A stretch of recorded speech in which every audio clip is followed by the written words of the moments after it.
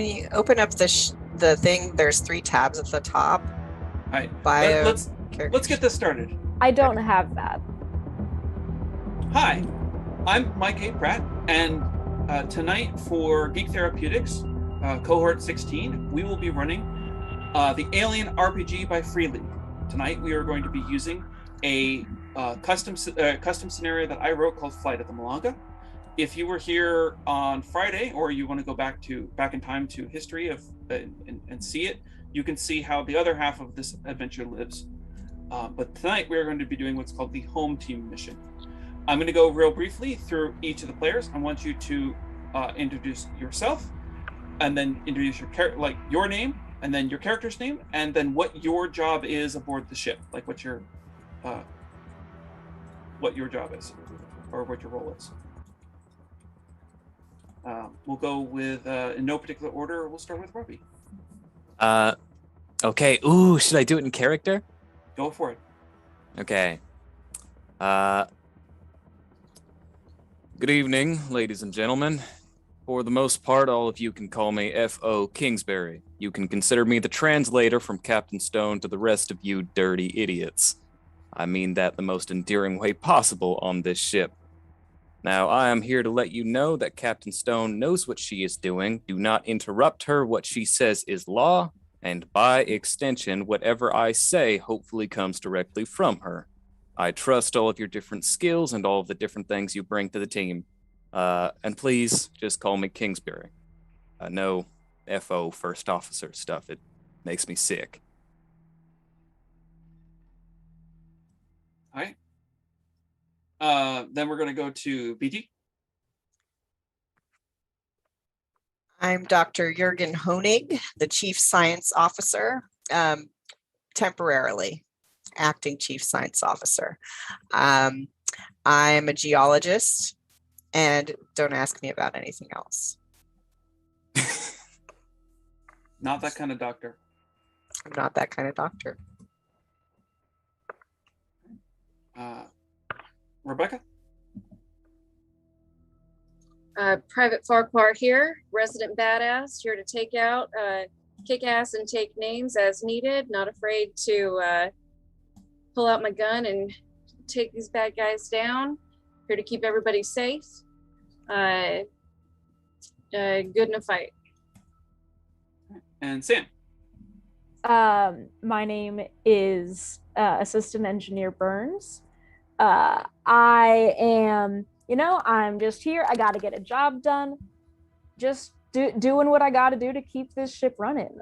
There's always something that's got to be done. And, I just kind of throw myself into whatever I need to be at. Excellent. So, for those of you who are not familiar, Alien runs as a blue-collar sci-fi. Which means that you're sort of ordinary people doing ordinary stuff that happen to fly spaceships. So it's very much like a naval ship, only instead of water that you will definitely die in, it's space you'll definitely die in. But because of the vagaries of faster than light travel, characters, players, crew members, that's the word, crew members, need to sleep during the in hypersleep during the long thing. However, sometimes you'll get woken up quite rudely. The alarm is blaring in the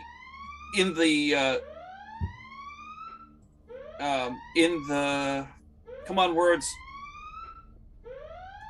this space, the cryo chambers.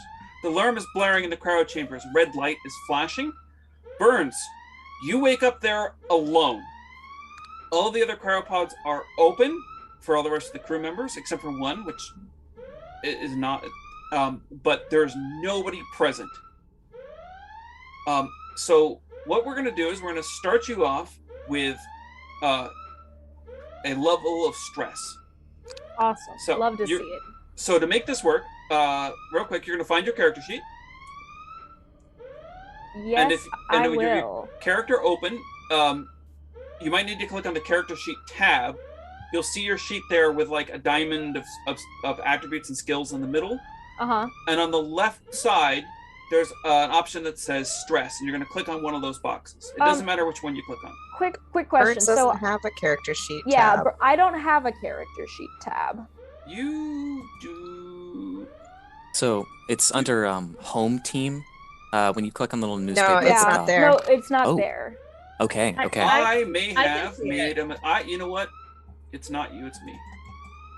It might be Oh, a secret. secret burn. Close Only your Rebecca character sheet and open up, knows. and now you should have it. Okay, perfect. Thank you. Sometimes you miss a click. There we go. You're good. You're all good. So Okay. I have 1 level of stress. Awesome. You now have 1 level of stress because waking up is usually pretty terrible. And yeah, in general. given the situation of you waking up and looking around and none of the other crew is present, like this Double is bad. real bad. Yeah, I want you to actually take a 2nd level of stress. you're right. Double that. So already things are broken up that like not started well. You stumble out of bed, and you stumble out of bed and you stumble over to the pod. There's a computer terminal there that is rolling information by it, and it's also flashing white light. And it appears that there is a fire in lower engineering. Okay. Are my comms working? So aboard the ship, usually you can reach the bridge from any like station console. There's one in each department, but you're not able to really reach out to anybody else right now. You try the bridge, nobody's responding. Okay, so I guess I run towards lower engineering to Okay. see what's going on. All right, so you quickly throw on some coveralls and you head down to lower engineering. As you get down there, you fight. You see Kingsbury, Walker, and Davis, and they are currently trying to put out a fire. There's a pipe that is ruptured and it's spewing flames into the hallway, and Walker's currently trying to like crank a wheel to cut the flow of flammable gas off, but it's not really working. Or Hey, thank God. Davis is doing that. Walker and Kingsbury are available to or have fire suppression equipment. By the way, when I introduce your character, you are now present in the scene. And when I introduce your character, add a level of stress. Because you were just woken up and now you're fighting a fire. Hey, tell you what, Burns, I've not gotten enough coffee to be able to do any sort of mechanics, and you look like you know what you're doing. Let's make sure that your name is ironic. Oh, I absolutely do, and let's hope the same. Okay. I'm gonna go So- up to see what I can do. All right. So there are 2 things you can do. There's a computer terminal that is there, which should help cut down the local system, which will require you to make a comm check roll. The other one you can do is you can help Davis with the heavy, with moving this stuck wheel, which would be a heavy machinery roll. And we're going to get to the first roll of the game. Oh, very fun. So which of those are you going to do? I would love to do a heavy machinery roll. Okay, because Davis is specifically helping you, you are going to get to add 1 to this. So the way you work this is on your character sheet. There is a diamond of skills. And near the top, at the 11 o'clock position, should say heavy machinery. Mhm. So you're going to click on that. When you click on that, you'll get a little pop-up window that will ask you if you get any bonuses. In this case, you get a +1. Nice. And then I hit submit. And then you hit submit. Cool. All right.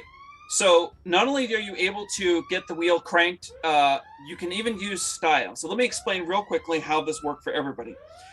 When you make a roll in this game, you are going to roll. It's going to be a number of 6-sided dice equal to your attribute, plus your skill, plus or minus any modifiers, and those are the black dice you'll see on the screen. And then every level of stress also has you roll an additional yellow die. And all you need to succeed is 6s, or in this case, little crosshairs. Those are successes. You've got 3 of them. Nice. For most every check, 1 is necessary.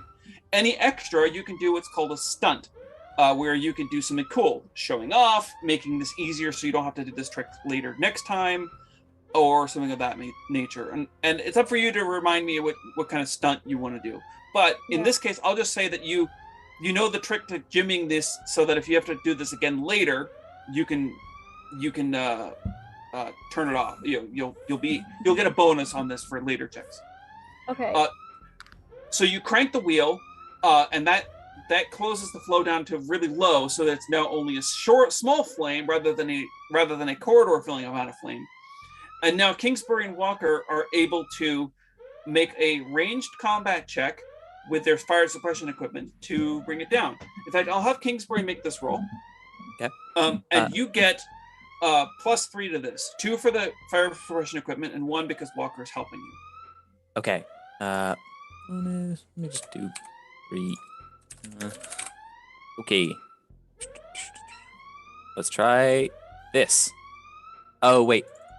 Okay, and I think it should have been 2 more dice on there. Well, you've got enough successes anyway, so you're able to put out the fire here. Okay.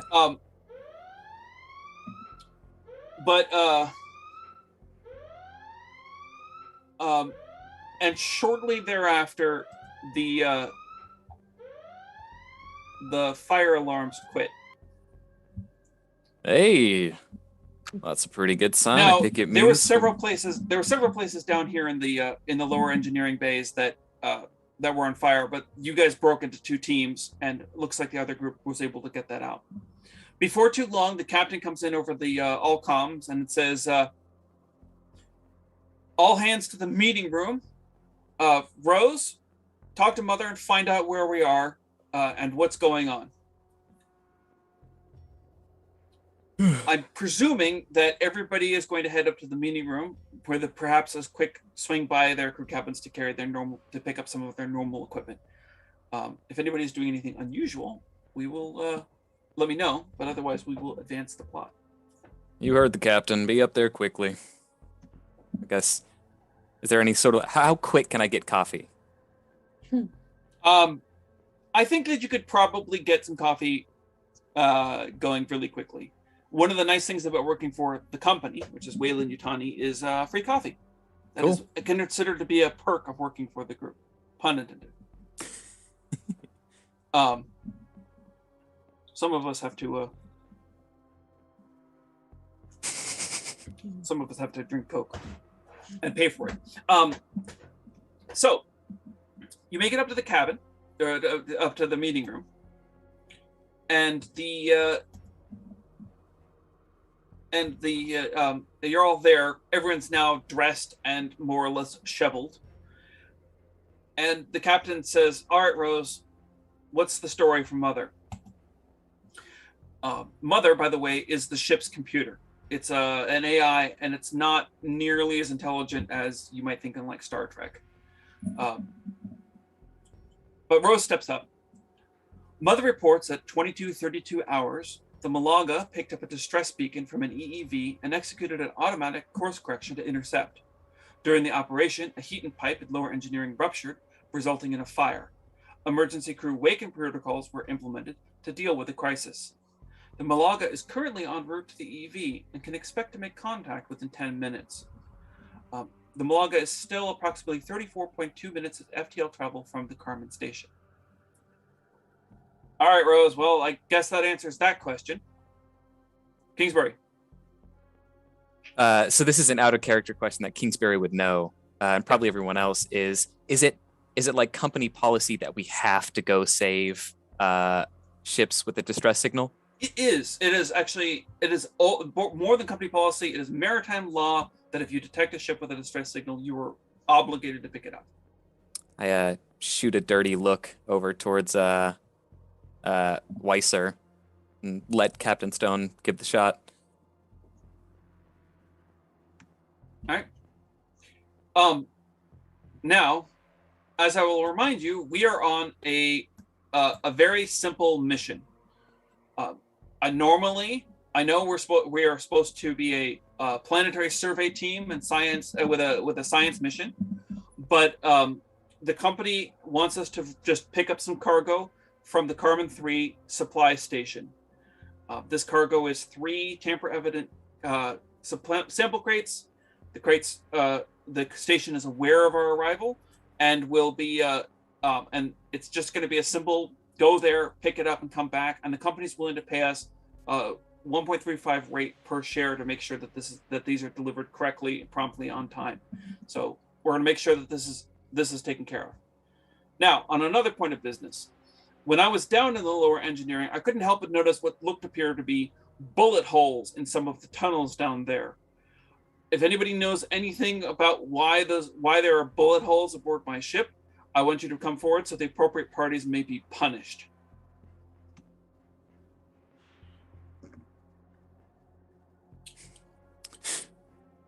If that is everything, then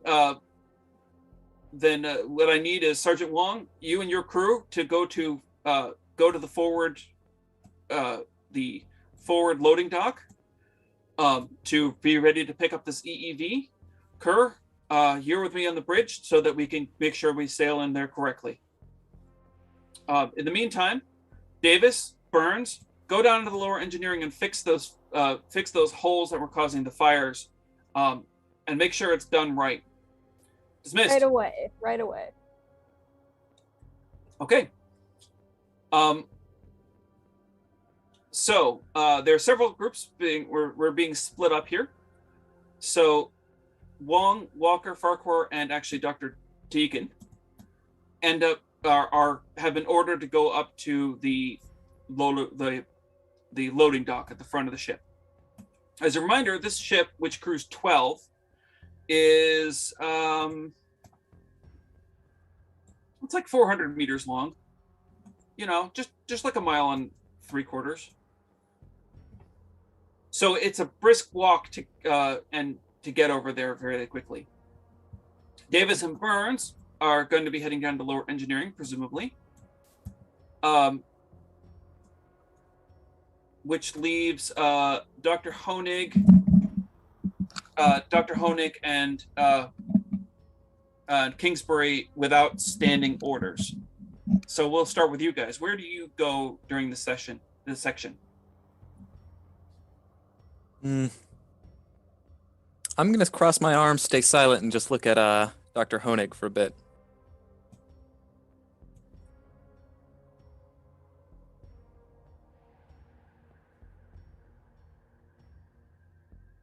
BT, that's you.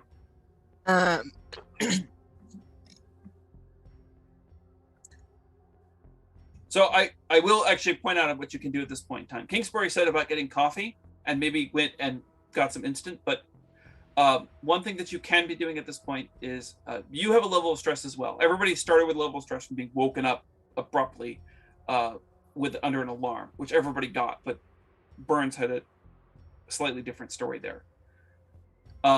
You can use this 10 minutes of time to cool your heels and get that level of stress off. Which case, what you say is, I go and get some coffee and relax. I'll get some coffee. Can I have a cigarette too? Absolutely. With my coffee. As this is the future, everybody smokes. Yes. That is because this is the future, and not because the movie came out in 1978. Okay. Yeah. And so it is. I think then I will silently drink a cup of coffee and smoke a cigarette with Dr. Honig. Okay. I don't think we have much to say to each other. All right. I don't think And we have much then to say to each other either. Rose wanders off. Okay. But you guys are hanging out in the living spaces there, and that's enough for you to both bring your levels of stress down. Woo! Meanwhile, at the forward cargo, the loading dock, the Malaga is brought in under a series of deft maneuvers to go pick up an EEV. EEV stands for Emergency Escape Vehicle, and when it gets close enough, the Malaga fires magnetic grappling hooks or harpoons out the front, hooks onto the EV and drags it in closer to be until it can be latched with an umbilical, and you get a positive seal. Lights are green, and it's ready to proceed there. Now, Wong, Walker, and Deacon are present, and they're ready to go aboard. But I'm going to give Farquhar the opportunity to take point if you would like. Okay, sure. Okay. Do that. I'll go on board. All right, so Wong goes up to man the door and says, "Farquhar, you're up." All right, I would walk up, open the door, start hauling stuff out. Okay, you open the door. The EV is a small a small shuttle. If you're familiar with the films, this is the one that Ripley uses at the end of 1, beginning of 2. So it's got 4 cryopods in it, a small navigation area, and then some extra storage. Farquhar presumably goes in there with her smart gun, which she's retrieved from the armory. No, when you went to the armory, it was disheveled. It was a mess. Like all of the stuff had been, all of the guns and the various racks were like everything was dumped on the floor. But you were able to get your equipment from there. So you go in and you sweep the area with the sensors and there. You don't detect anything, but you do notice that of the 4 pods, one of the pods is open and empty. 2 of the pods are closed and empty, and one of the pods is closed and occupied. As you sweep your gun around, your tracker detects a heat signature from that closed pod, so that you're able to sort of pick up on it. But otherwise, it's clear. There's nothing jumping out at you. No, nothing weird going on. It looks like it's mostly empty. Okay. So I might go take a look at the pod that had a heat signature. Okay, that's the closed one. There's a guy inside. And as you're checking out that pod, Dr. Deacon, the ship's medical officer, comes up behind you, and she's also begins checking it out and goes, "This isn't good. This isn't good. Oh no!" And she starts punching buttons to begin the wake up procedure on the pod.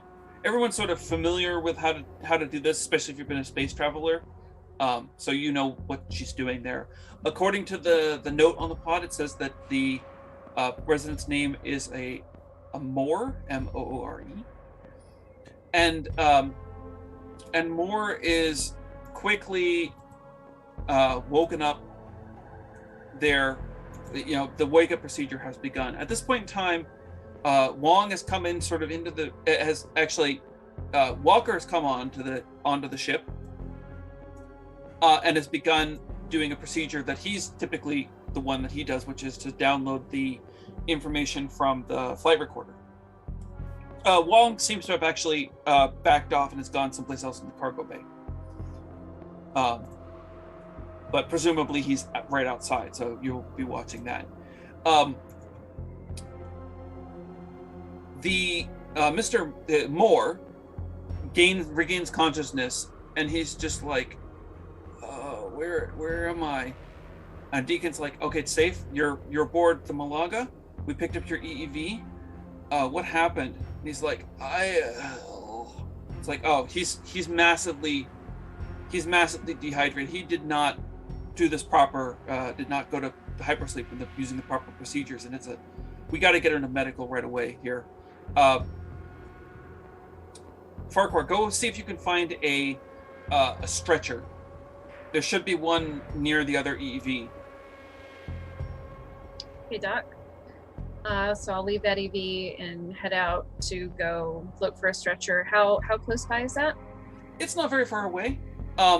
You go to where the stretcher would normally be kept, and you notice that the door to EEV-1 is open, which it shouldn't be, because it's normally kept closed. As most of the hatches are kept closed.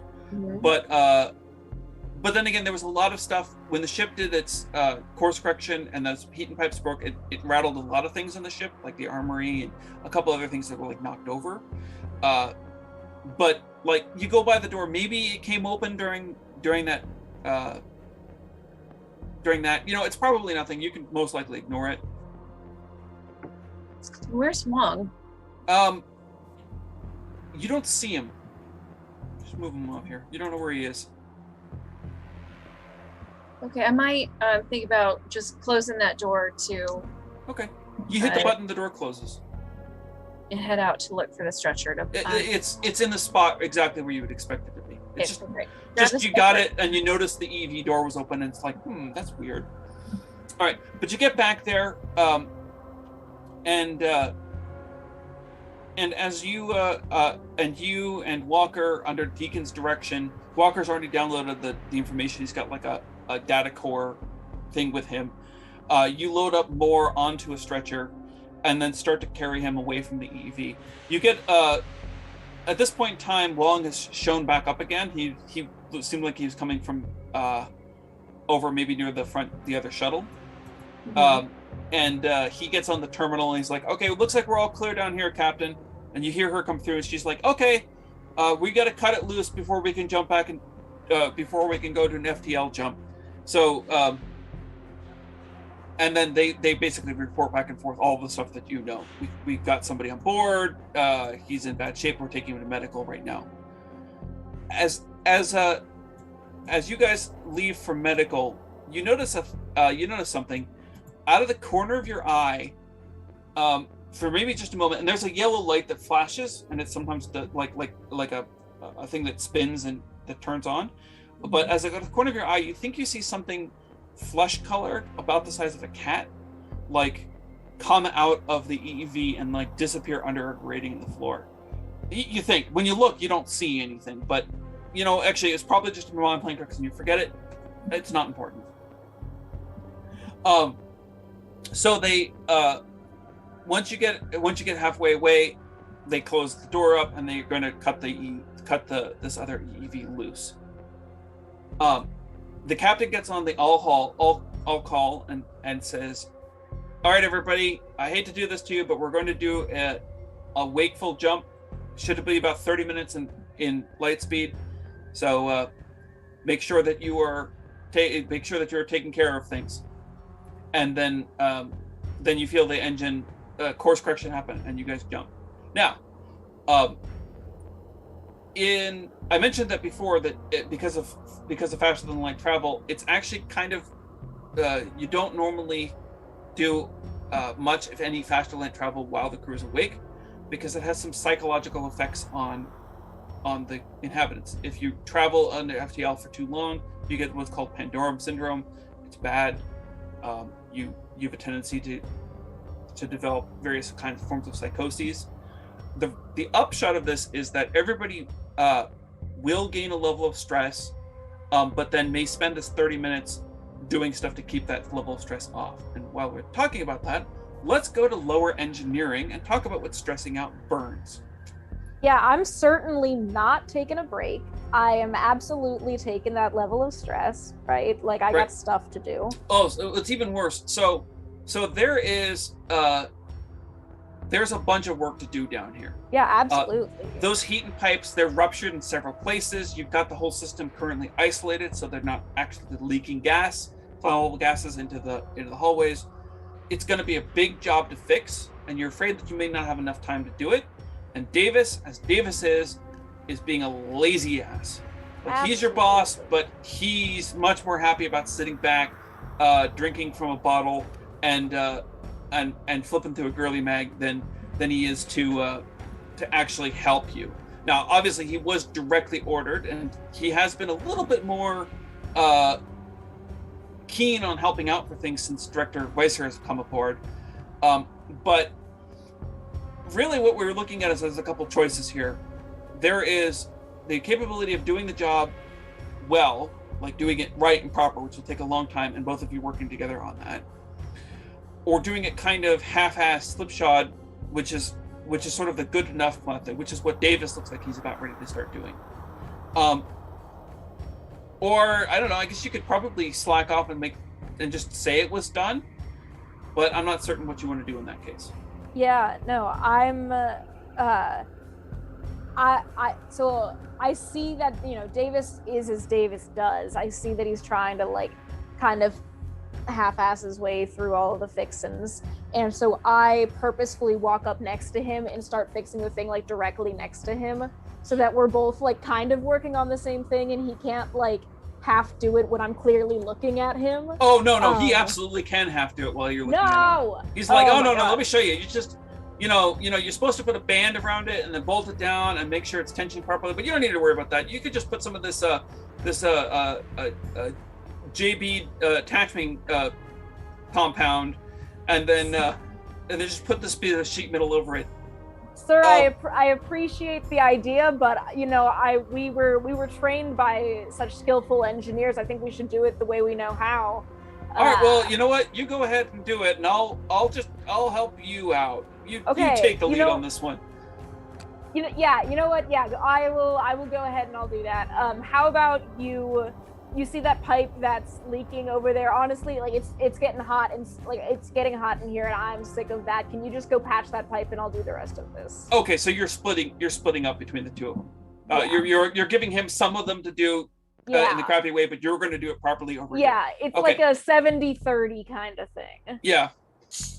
All right. So this sounds like, because you're going to be working through the jump and not taking a break, it sounds like you're probably going to be earning one more level of stress. So I think that brings you up to 3. That is both with the rude awakening, the fact that you woke up alone, fighting fires. It's been a morning. It's absolutely been a morning. It's been a morning.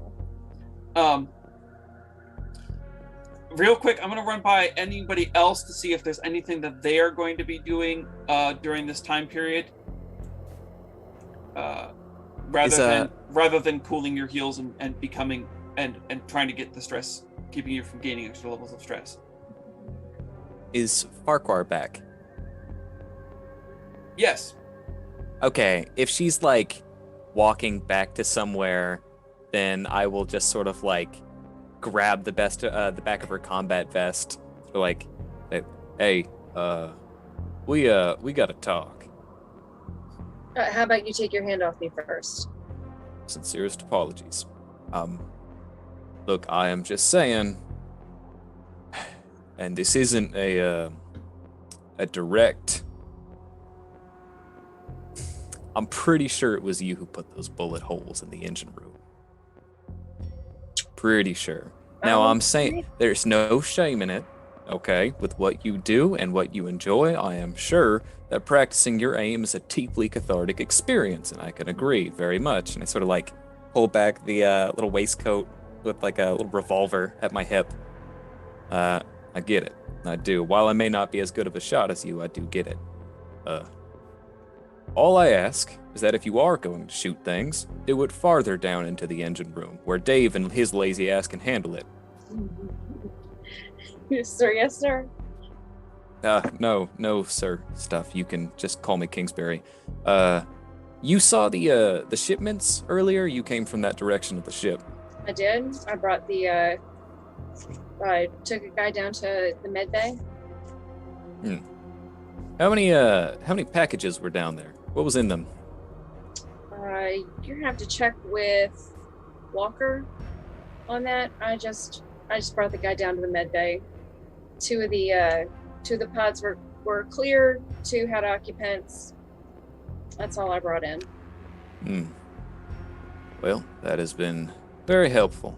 Thank you, madam. So go do whatever your heart desires. I'm going to jump in here real quick because I know what Kingsbury's alluding to. You didn't pick up any cargo from the EEV other than more and the data thing. But Kingsbury's alluding to cargo that's actually in the cargo bay aboard the Malanga, which Farquhar probably doesn't have any knowledge about. Okay. I guess then. I mean, I'm feeling pretty not stressed. Kingsbury's feeling pretty good. He feels very he feels like a hypocrite because he's telling people to go around doing things, and he just like smoked a cigarette and drank coffee for the past 45 minutes. So during the jump speed, he's gonna go check out the cargo bay. Okay. So you get down to the. We'll handle that actually just in a moment. Dr. Honig, do you have anything that you are going to be particularly doing? Yeah, you have calmed down, but you can continue to remain at a 0 stress, or you can gain a level stress to go do a thing right now. Is Weiser going to be awake during the jump? Yeah, Weiser's awake, but he's probably retired to the living spaces, we'll say, for example, and he's reading that book of his. I mean, could I like bring him some coffee? Sure. Yeah, you bring him some coffee. Your own personal blend, or which is to say the normal coffee, but has been. Oh yeah, has been. You've got some compounds that you put into it that change the flavor and improve it. It's the best coffee on the ship, and not everybody gets it. Yeah. He says, "Oh, thank you, Honig." and takes your coffee, and kind of he acknowledges you there, but he doesn't like do much more than take your coffee and drink some and then go back to reading his book. What you reading? Oh, it's Mike has to look it up. It is the book 2 Years Before the Mast. It's an old one, like 19th century Earth. Also, one thing about this book is that he's got an actual paper book, which is weird. Which is kind of a weird thing to have. Books are heavy; they're difficult to transport into space. You need paper, trees to cut down to make into paper to make books. So it's a little bit like a conspicuous luxury to be carrying one of these. Either that or it really means something to him. Honig is impressed with the book. Yeah. But he also wants to kind of talk to Weiser a little bit and tell him he should watch out for that Wong. Can't trust him. Good to know. What do you know about the captain? Oh, the captain's okay. All right. Everything seemed to be working under her. I just arrived. This is the first. I'm not going to be with you for very long, but I figured I would get to know people, and I like to always hear what people think of others, especially their superiors. I think the captain's okay. I don't know about that Kingsbury.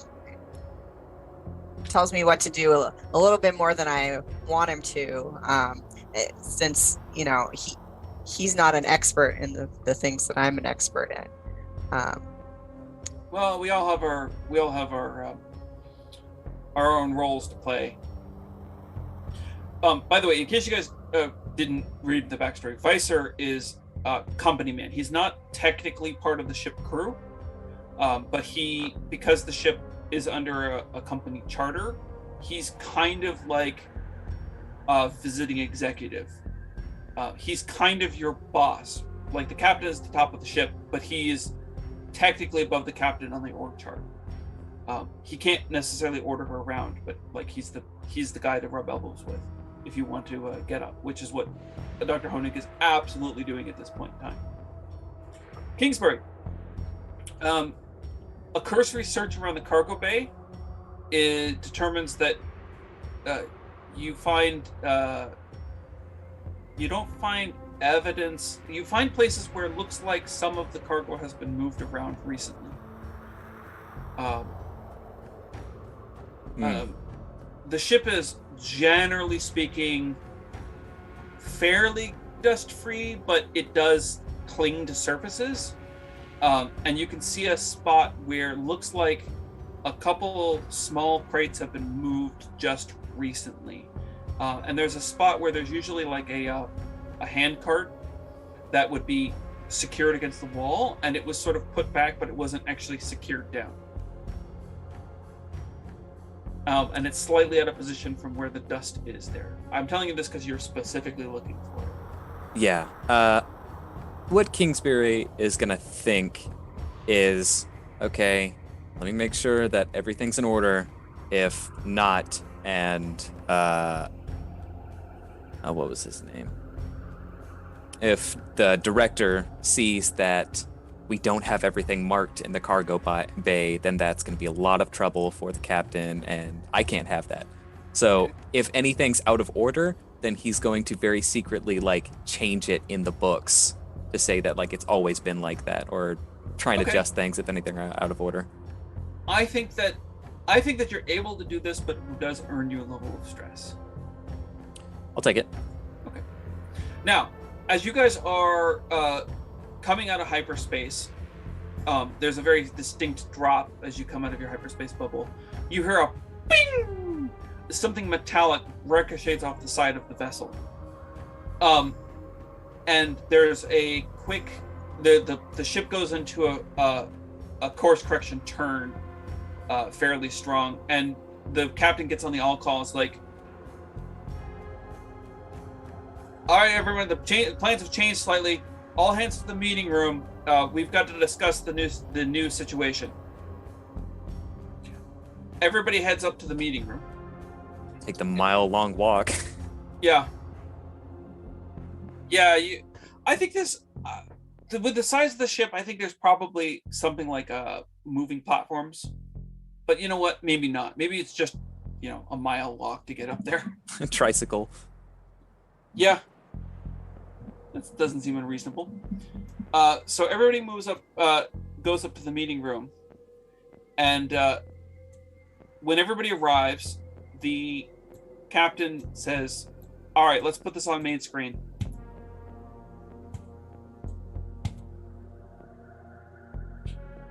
Everyone, welcome to Carmen 3.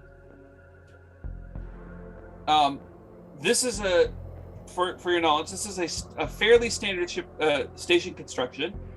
It's a Sexton model, built with actually extra spires for reactors and whatnot. And that is a cloud of debris. It is a cloud of its own debris that is currently rotating in. Rose, the ship synthetic, says, this ship, the Carmen station appears to have suffered some sort of catastrophic failure in their auxiliary reactor core, and is currently we're not able to reach the station via hailing due to the radiation that is being that is spread out there. Furthermore, it looks like the primary landing dock that we would connect the umbilical to appears to be damaged. With no way to hail the station and no way to reach to dock the Malaga directly, we're going to have to send over an away team.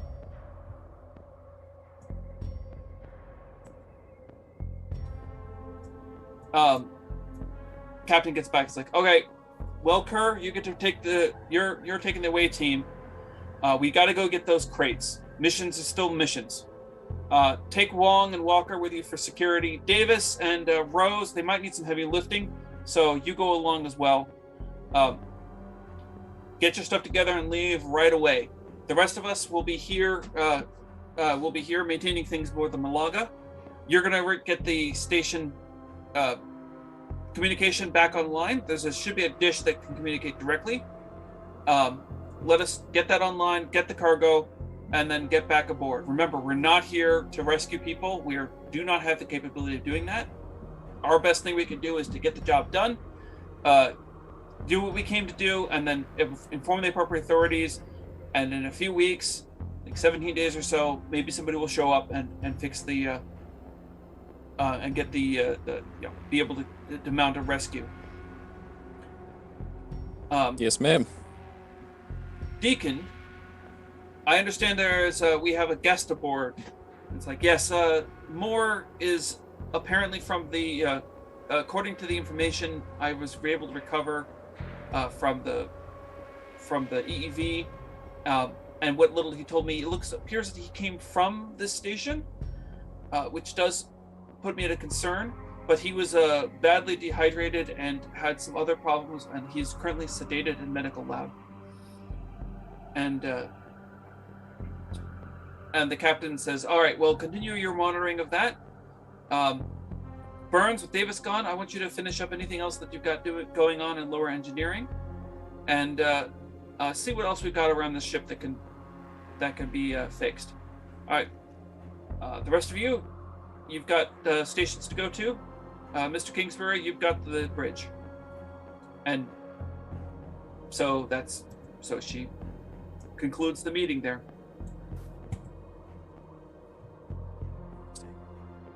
And with that, half of the crew members are going to be going away.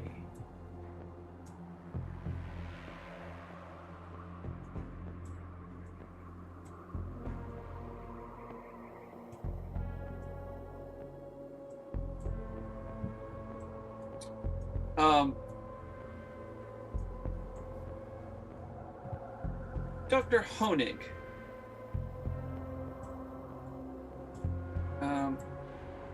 what are you going to be doing at this point? You're one of the people that don't have a direct order. I think some snooping. Okay. Something Honig might be doing. All right. Where approximately do you want to go and snoop? How about can I like break into the ship's computer and try and get to Wong's personnel file? Yeah, you could certainly do that. The mother's room is where the computer core is located. You can directly interface with it. Usually the door is locked, and usually it would require you to there's certain circumstances where you'd be able to access mother directly. But I think given a bit of, given a little bit of time, and since you've apparently have some time to do that, you're able to get down there and get into mother's room to do snooping. Now, since that's where you're going, you basically end up walking in that same direction with Dr. Deacon, who's returning to medical. And on the way to mother's room, you get up to medical's kind of on the way in this case. But it's something to walk with another person to rather than just be wandering around this big ship all alone. You get up there, and Deacon splits off, and then she immediately comes back and says, "Honig, Moore's gone." Who's Moore? Moore's the guy that you picked up from the EEV. Well, Honig doesn't really know that. He's. That was an in-player question. Yeah, he's the guy from the EEV. Oh. Well, I'm not sure I can help him. I'm not that kind of doctor. All right. Well, keep your eyes open for him. I'll let the bridge know. Dr. Deacon calls up to the bridge. Kingsbury. You've reached Kingberry. Moore's gone. He was sedated. He should have been out for a while, but he's not here anymore. So I'm not seeing how that would happen if you sedated him. I'm not sure how that would have happened if I sedated him. I can check the drugs that I gave him and make sure they're potency. If they've been find out if they've been tampered with, because if they've been diluted, then that could do it. I think that you should check on that. Make sure that whatever medicines that you have are not diluted or mixed up. I would hope that you did not give him something that wasn't meant to be given. I have a intercom system here that I believe the captain was using earlier. Yep. You can reach the captain. She's probably in her cabin, or you can do an all-call from the entire ship from the bridge. The captain has the authority to do an all-call from basically any station, but you need to be at the bridge to do that otherwise. I will ask for her permission before I make an all-call. Sort of like give the general rundown of, hey, we gotta get that person back here. What was their name again? Out of character? Moore. Okay. So sort of like on the intercom, he talks out and just lets a deep exhale out. He says, "All right, Moore. I don't know what they gave you that is making you wander around, but there are different signs and whatnot, if you can read things right now, that will lead you to the bridge or the medical lab. I think it should be better if you were in the medical lab. Please report as soon as possible for your own health." Signs off. No. The captain does an all-call as well. If Moore does not turn up, I would like anybody who's not actively working on something to patrol the ship and see if they can find Moore and direct him to get back to medical. Farquhar, this is specifically security. Take care of it. Ma'am. You're maiming the intercom, but yeah. Sure. So I will head down towards I guess from the meeting room, head down towards the loading dock, just to head down that hall, see if he shows up anywhere in between then, since that's where his Okay. where we pulled him out anyhow. So you guys have capability of grabbing your tokens and moving them aboard along the ship, and that will give me an indication of what you are doing and where you're going. Can I go with Farquhar? Would I know that Farquhar is going? Because if Kingsbury kind of like looks around, like, I don't feel like I'm doing much. For sake of argument, we'll say that that you run into Farquhar as Farquhar is heading in that direction. Okay. And I let Farquhar, her you lead the said way. you're heading towards the front of the ship? Yeah, towards the loading dock where we picked up the EV. Okay. I'm gonna be going wherever the captain wants me for engineering. So there's definitely more work to be done in lower engineering. Yeah. So I'm gonna, like, I know Davis didn't actually do the 30% I gave him, so I'm gonna go back down. So I think the thing about Davis too is that he does a half-assed job at things, but they get done. They just don't get done properly. Like They're just like mediocre done. It's not mediocre like done. Burns It's like done. it's good and it's good enough. Good enough is good enough, and that's Davis in a nutshell. All right. So let's go ahead and jump back to Honig, because I kind of took things away from him briefly. And so you get to Mother's room, and there's a door there that's got a terminal lock that you have to hack. I believe you've got several ranks in Comtech as the skill. Yeah,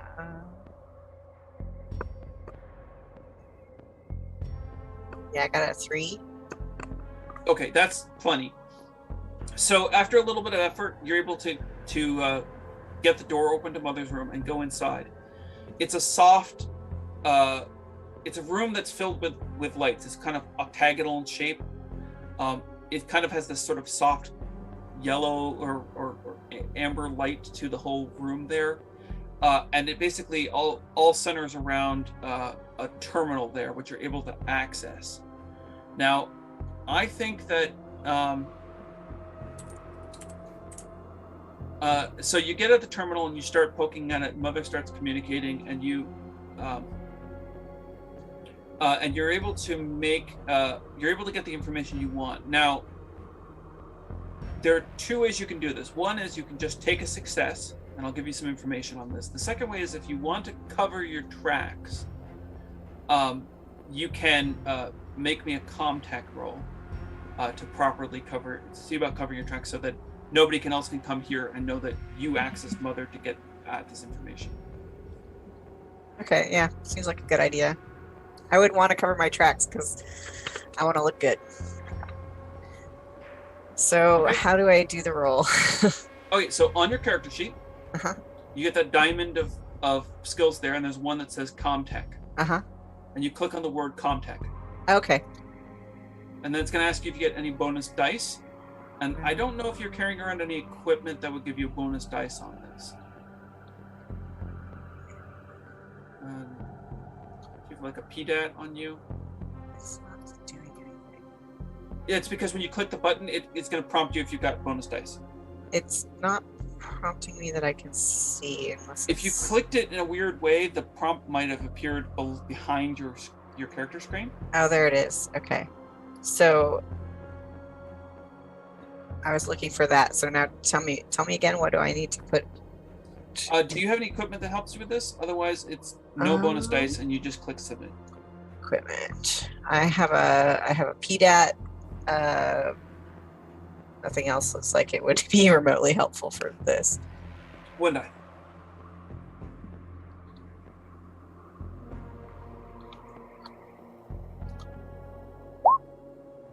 Two successes. So you're definitely able to cover your tracks, and with extra successes, you might even be able to change the log so it looks like somebody else did this. Yeah. Who do I want to frame for this one? I mean, we could just make it look like Wong was trying to look at his own stuff, Yeah. maybe change Like it. he's trying to get it there? Okay. Yeah. You frame Wong. Wong apparently Mother tracks a number of telemetry type things, including like who's opening which doors, going to which bulkheads. And apparently Wong has been moving around, like during that whole EV thing. Wong went off to the storage, the cargo bay, and you're able to find some footage of him carrying some crates out, and he transported it to the Pamela, the shuttle that everyone took. And that's not part of the mission.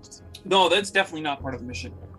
Like the Pamela has supplies and whatnot on it, but that's like whatever crates he was moving was not it. And you remember overhearing Kingsbury talking about there being extra crates, around, and things. Now, also as you're wandering around, flipping, like pulling up logs, because now with your access you can also log some of the other people. You can see that that there's a log that says the captain's cabin displayed as locked, and then it looked like Director Weiser was accessed the door to captain's cabin, and then and that's it. So presuming that's the way it goes, it sounds like, looking from the information you have here, it looks like the captain might have left their cabin, and then Weiser might have like broke into the captain's cabin there. And you're able to get this information from here. So Weiser's snooping too. Weiser's snooping too. Speaking of snooping, Kingsbury and Farquhar head up to Cargo Bay. Yep.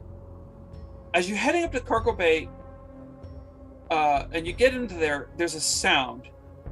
It's like something scrambling around, and it seems to be crawling around on top of these crates. Now these crates are pretty high up, and you can hear this thing like moving around. It's clearly not like just the crates off balance, but there's actually something scrambling around.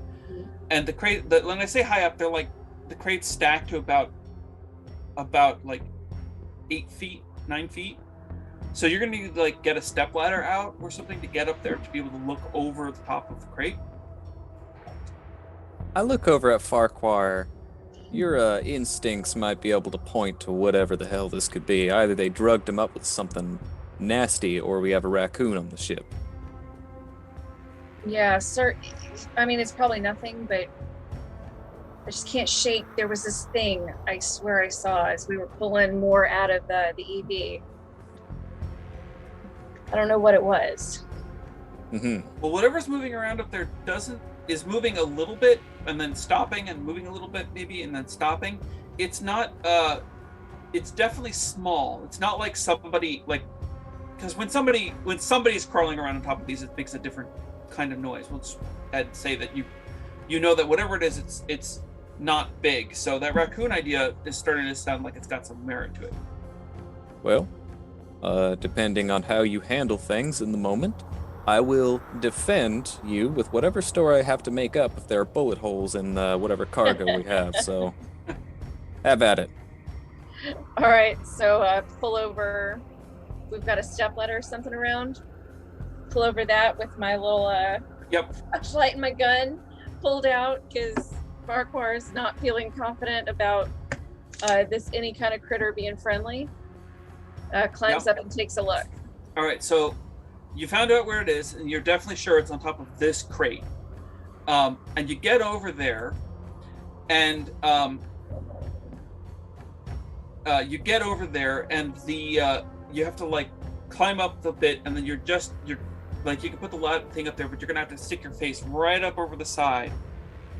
And when you do, you see this thing, flesh colored and with a long tail, and it goes and it leaps at you. And there's actually, I put a an image on the thing. great. I'll go ahead and show to you guys now. No! I love him. And I'm gonna feel so bad about killing this thing. and I think that you fall off the ladder here. And if you want to go ahead and roll mobility for me. Sure. One sec. This is to keep you from hurting yourself falling off the ladder here. Okay, mobility. Where do I find that? So on your skill it. thing, it's on the 9 o'clock position approximately. Can I help her by like giving her an extra dice? Yes, actually. So above your skills, above the 12 o'clock on your skills, there's a block of buttons that you can push, and one of them says base dice. Go ahead and click that and say 1. I'm just sort of like trying to catch You're her. trying to catch her. She's wearing so much armor, it's just gonna crush me, and I know this, but I'm still going for it. Okay. Oh my god. So Kingsbury, you just need to roll this. This is actually a bonus die that Farquhar gets. Okay. But it's not good enough. You go reach out to grab her, and she just falls in the off direction and ends up taking a point of damage, which is not a heck of a lot. 1 point of damage is usually like it's a bruise or a minor cut or abrasion. It goes away pretty easily with, especially under a little bit of care, medical care. But if you run out, if your hit points, if the amount of damage you've received meets your strength score, then your character becomes broken. That means that your character is now in serious pain, and then additional damage causes critical damage, which is as mild as no real effect to instant death, and that's the chart there. It goes up very, very quickly. So, Farquhar, on your character sheet, underneath the stress column, there is a damage column. You just click one of those boxes there. The health column? Yeah, health. Yep, got it. Okay. The cat, after hissing at you and leaping in your direction, leaps off and goes and hides underneath another rack. Hold out an arm. Hand to Farquhar. What the hell kind of cat was that? By the way, the Malanga does not have a ship's cat on board, especially not one that looks like that. It was pink, and I have no clue how it would have survived this long if it came here over the light years of cryogenesis that we were in. I will tell no one of this embarrassing mishap. Yeah, I appreciate that. No! Sergeant Scrotum! Has a name. Aww.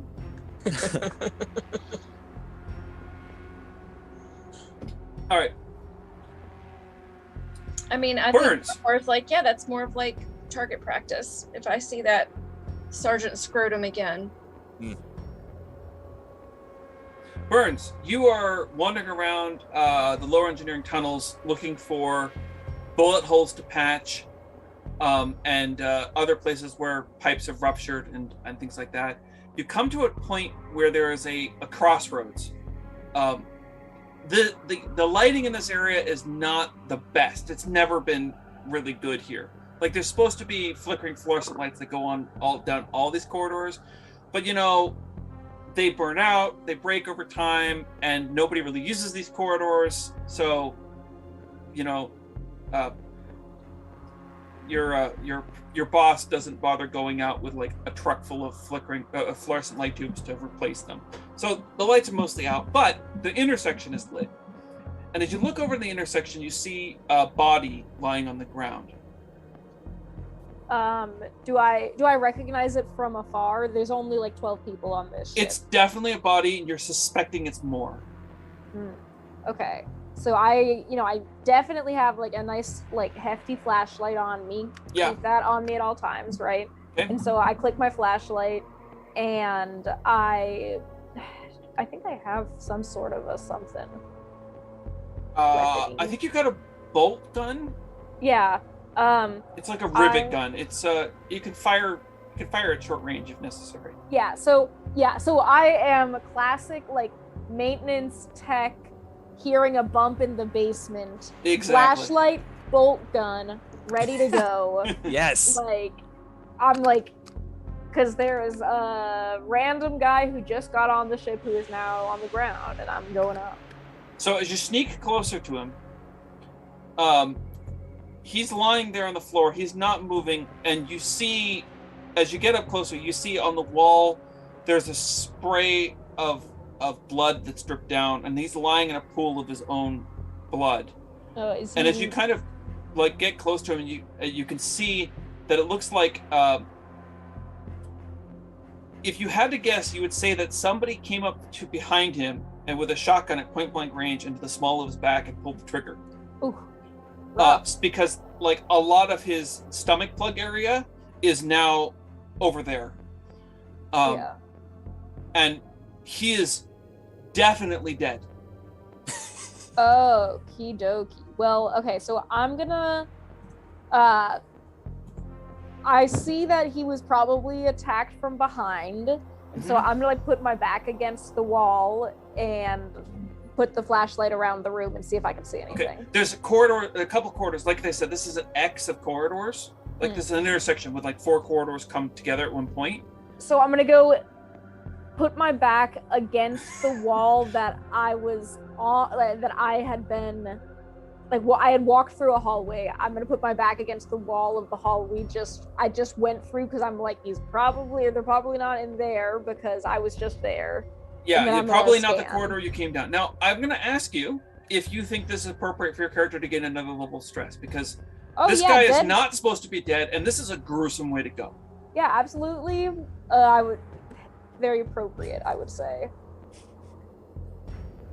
You know, a strong 4 already, y'all. Now, if you go back down the corridor and about 100 yards, there is the terminal that will allow you to contact the bridge. Yeah, I'll go back first because it's just me down here and someone's dead. So I'm gonna call the bridge and have them like contact medical and get some security down here. Okay. You get the captain. She's like, what do you mean he's dead? I don't know. I just was walking down here, ma'am, and I came to, patch up all the holes. There's just a man. It looks like he got shot from the back, right through the middle. And it's the guy that we picked up from the ship or from the EEV, and I have no idea what's going on. I haven't seen anything or heard anything. All right.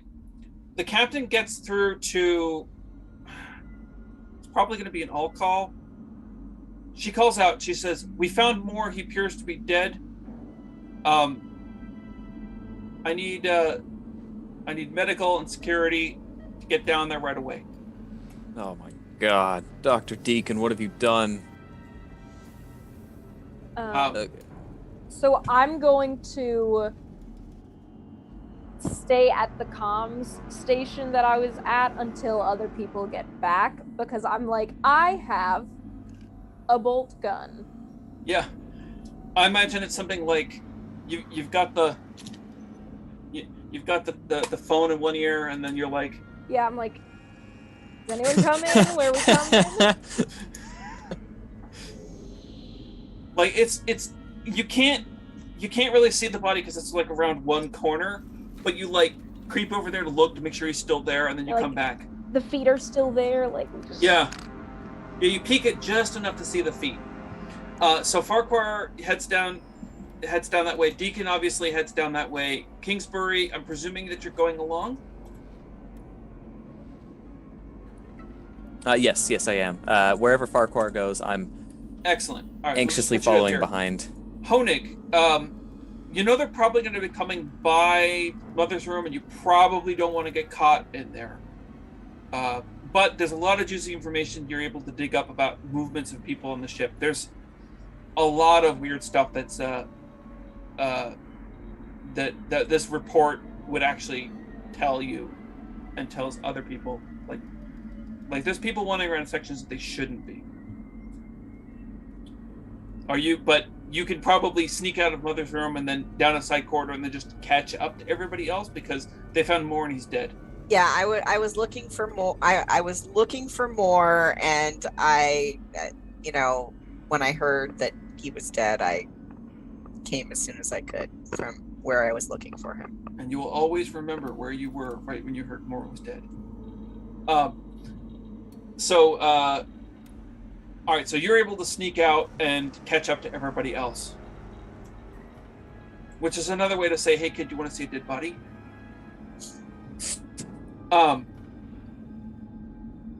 So you arrive.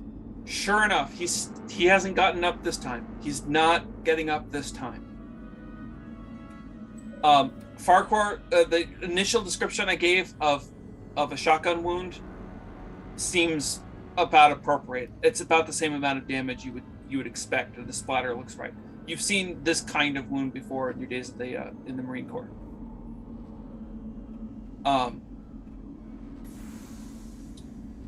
But Deacon like checks the body out and goes, he was alive not too long ago, half an hour at most. We should get him back to medical at the very least. We got body bags there. Can I access my little data tablet? Mm-hmm. I am going to check and see if there is an inventory that would show if anyone was assigned a shotgun for a defense weapon, So or whether the or not there's armory, some on the ship. So one thing that's interesting about the Aliens universe is that the people are ridiculously overarmed. There's a ship armory that has shotguns in it, and there are enough weapons for all the crew members, plus an extra few sidearms for those who use rifles, in the armory. You check your data tablet, and it doesn't indicate that anything was gone or checked out specifically. Yeah. But doesn't Wong show But that a doesn't mean somebody didn't get in preference? there and steal something from the armory, right? Because you don't need to check it out if you're stealing it. Mm-hmm. And there are shotguns aboard the ship in the armory, but you'd have to probably go there and visually inspect. You do also know that Wong uses a shotgun. That's his preferred weapon.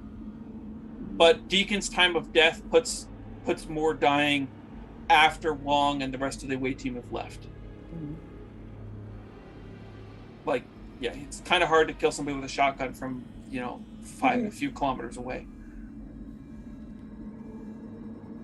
How was Burns doing? She honestly doesn't look very good. She keeps, I don't know. Burns, you're massively stressing out. How do you manifest that? I manifest that by doing more work. She's like, okay, everyone's here now, and she goes back to applying. Yeah. She's doing something. She's applying metal plating on things. She's I'm she's probably sealing cleaning stuff. blood off the walls, right? Could be cleaning blood off the walls. Yeah. Hey, Like, Hey, unless kid. that's, yeah. there's what has happened here can be handled by the medical professionals, as I'm sure it is a biohazard. Everything in here is a biohazard, and so you should not be allowed to continue the work that you have. This is yeah, I'm just trying. I know we don't have a lot of hands on deck, and this is, we don't normally get an explosive death here every day. I understand this is deeply disturbing. This is not a command. This is not an executive order. Take a break. Look after yourself. Smoke a cigarette. Do something that's healthy for you. Either that, or come with me to count bullets. Count ammunition.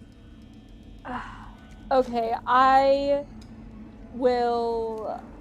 go, you're right. I'll go grab a coffee. All right. And a cigarette. So And a cigarette. okay, so Correct. there's a thing that Kingsbury can do. It is one of his talents, and it's called pull rank, where you use command target. It's an opposed check, so you roll a command check, and the target rolls their manipulation skill. And if you do this, you will actually get Burns to take a break. So Even if I Burns had doesn't- clarified wait, that this can was I- not yeah. a command. No, and I want to clarify that I would be happy to roll for it to determine whether or not I was lying and about to do work in another part of the ship. Yeah. No, I could tell that Burns was about ready to go. Like, oh yeah, I'll do that, and then we'll go around the corner and start. 100%. I'm about to go like fix other things. So, but I'll roll for it to see if you. Yeah. So even though I think you're not actually commanding, I think because of your presence and your position on the ship, like your strict suggestion comes through as like a strong command. So, Kingsbury, go ahead and roll command for me, and then I would also need Burns to roll a manipulation check. Those are 7 o'clock and 6 o'clock on your skill chart. I don't think I'm gonna be commanding Burns here. This is. Oh. I'm trying to look after her well-being. Whether or not she's lying to me, it doesn't. Like she can lie to me, but this is not a official command to force her to do anything. I know that. This is a not as an official, like you're not ordering her, but this is a thing that your character. This is sort of how your character might naturally work on this one. I'm gonna to see if you convinced me. Yeah, sure. We'll call this a low stakes. I won't make you guys be penalized if you get stress failures. All right. So you meet her difficulty, so you're able to convince her to go take a break. And I don't hit that stress failure. And because I'm calling this one a low stress, because Kingsbury specifically is not commanding you in this case. It's just as a way to see if you can convince Burns to actually calm down. So Burns goes off. I don't know. I think Burns is one of the few people on the ship that doesn't actually smoke. Nice. But Burns goes and gets some coffee. Yeah, I'm gonna go grab a coffee and sit in the like a communal quarters in the living space. In the meantime, you guys need to move Moore's body. And there should be like a supply closet nearby that might have like a flatbed truck in it or something like that. There wouldn't be a stretcher or anything usually nearby in lower engineering, but there would probably be a truck or something. This is not usually anybody's part of the ship other than the engineering crew. But I think that for sake of argument, we're going to say that Dr. Honig happens to have wandered around the ship and has enough of a memory to know where that would be. But it is like down the corridor and around a corner. So, who all is sort of like designated to this normally? Like, I feel like this normally this is Burns and Davis. Normally this is engineering. Oh, so it's the responsibility of the people whose area it's in? Well, I mean, like the problem right now is that you got to move Moore's body. The Deacon's like, look, there's only so much I can do here. We need to get it back to medical. We can at least put him in a body bag. We can do some checking on that. Farquhar's like, all right, I'll grab the legs if you grab the top half. And Deacon's like, no. So it can either be Kingsbury, you can like grab the top half, and Farquhar can grab the bottom half, and you can drag this bloodied body across a mile of ship, or you can. Or Honig can maybe go find a like a flatbed truck or something that engineering would have nearby to grab something to move it on. I'm willing to go. Honig, Find go a make cart. yourself useful and find us a cart. Even though that's not the kind of doctor I am. You're not the kind of doctor you were in, but I'll take one for the team. this But time. you're a botanist, right? Geologist? The cart driving doctor. Astrologist. Yeah, what method of science is the one where you drive a cart, because that's what you are assigned to Well, currently? I do have some experience driving carts of rocks around as geologists. It's not it's like your undergrad days. So so you end up going down a side corridor over near the heat sinks area. Aboard a ship, heat sinks are really important because there's nowhere for heat buildup to go, because space is a vacuum in physics. So there are these massive things that you can dump a lot of heat into. As Dr. Honig, as you go by go by there to this supply closet you happen to know of that's near there, which should have the cart in it. You notice running down the wall near the heat sinks area, which is always like a little humid and quite a bit warmer than the rest of the ship. There's a black glassy liquid. It's not actually running, but it looks like black glass is down this pipe and is sort of like formed up around the pipe that's here. And as you kind of move closer and you find the cart, you get the door open and you're like, oh, there it is. And the place is like Fibber McGee's closet, where you open the door and a bunch of stuff falls out. But you get the cart and pull it out, and as you do that, you hear a noise. And I would like you to make an observation check for me.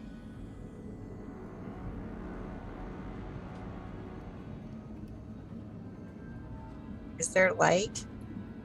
Does your character have any sort of light on you?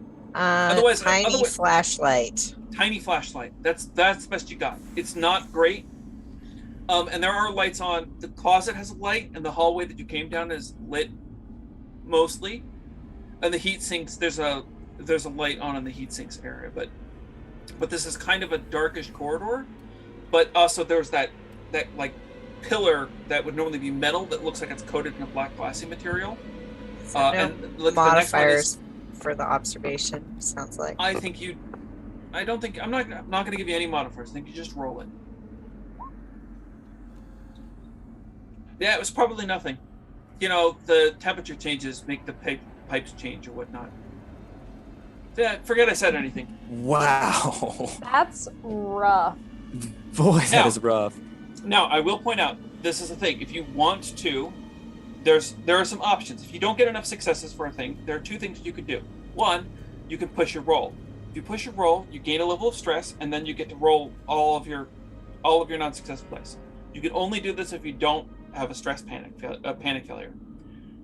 The other option is everybody has, or should have at this one point in time, one story point.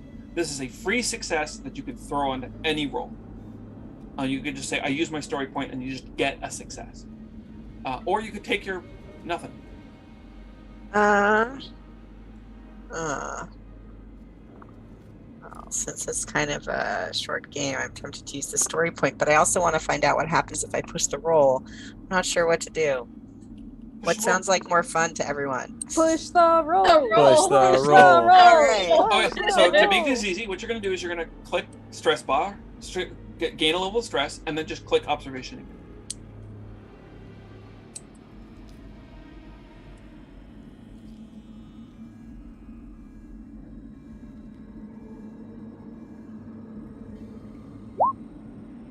Heyo. Hey. So you fade the light around and you're like, oh, it's nothing. And then you hear another noise again, and it's a little bit closer.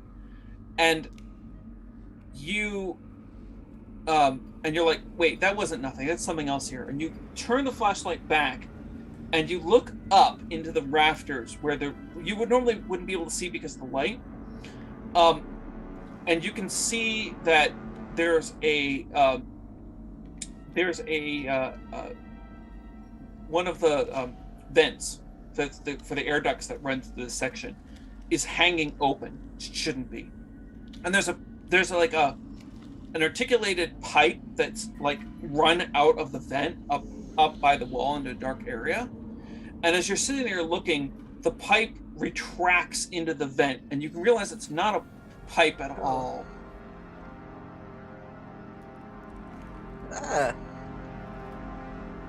That's creepy. Is there a calm thing near here?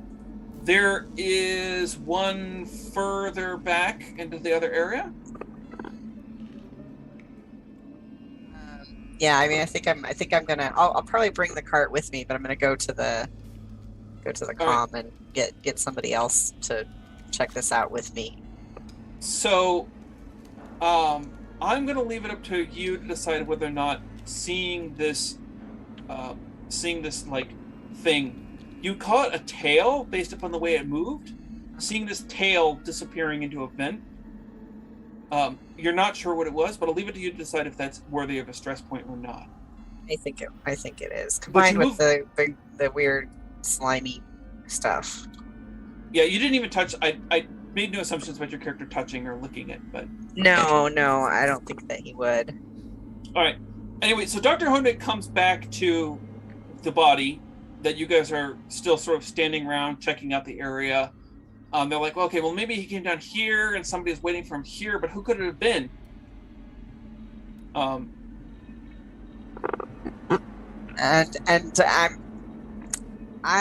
they just saw something really, really creepy in there.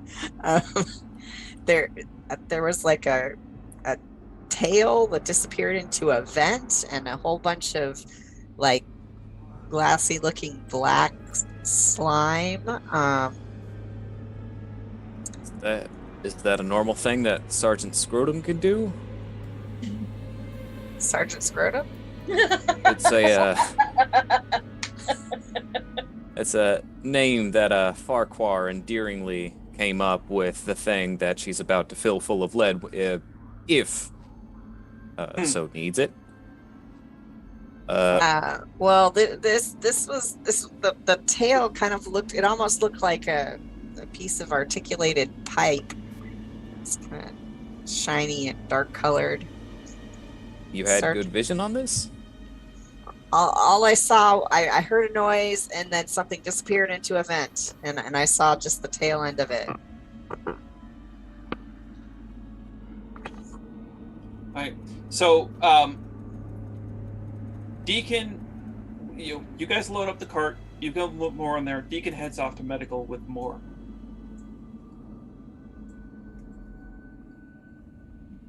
Farquhar, if you wouldn't mind sticking with the doctor here, as perhaps light travel has not been so kind to his eyesight. But I'm always open-minded, as they say. I'm off to go check the actual supplies of shotguns and shotgun shells, and worst case scenario, see if someone near has done it. Oh well. I'm gonna saunter off in this direction tiredly.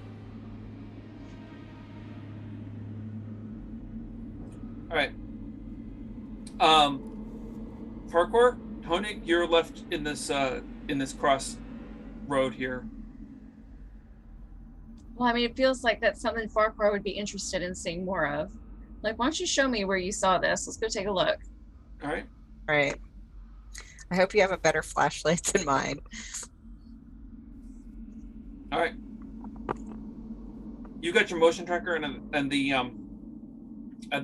gimbal's harness that for the smart gun has a light on it, which is much better.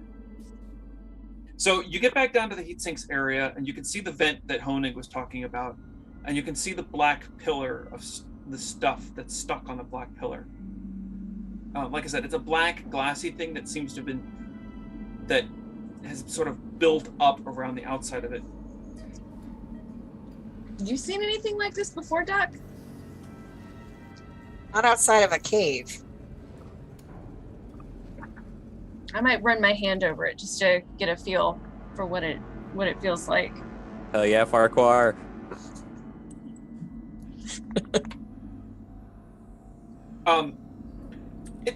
It feels hard. Like a very dense, like a thick plastic. Or somewhere between like a plastic and a glass, like a resin. Maybe something like some sort of secreted resin. Huh. Now, I'm not sure what kind of doctor you are, but I think it's got something to do with rocks. Is this in your caves? Is this a rock? What the hell is this? There's a little bit that's sort of dripped off that you could take a sample of. I'll take a sample of it. Yeah. It kind of, it's very hard, but as you pull on it a bit and it snaps. Like poke at it with a pen and see that it's a little bit rubbery. It's very much, it does remind you a lot of like epoxy resin.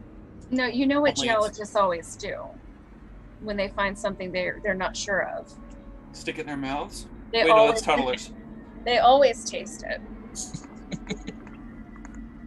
I don't make the rules. I heard that was a. That's a geology rule. I'm a geology nerd. I can assure you that is the thing.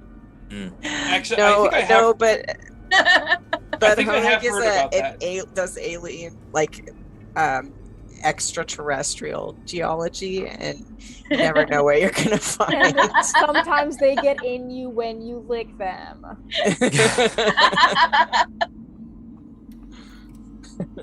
Well, if the last two movies are anything to go by, science has really gone downhill, including including the idea of like any sort of personal safety.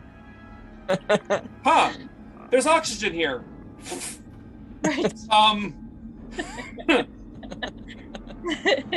Okay, he licks it.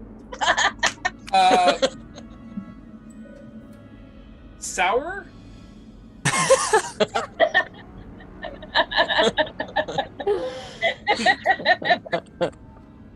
I can't believe you licked it. That's great. Did the jock just bully the nerd into licking a gross rock? Is that what just happened here? I think that is. You know what? Far, go ahead and gain yourself another point, story point. Okay. Put like inspiration on that. I think that Honig might have another stress point. Power?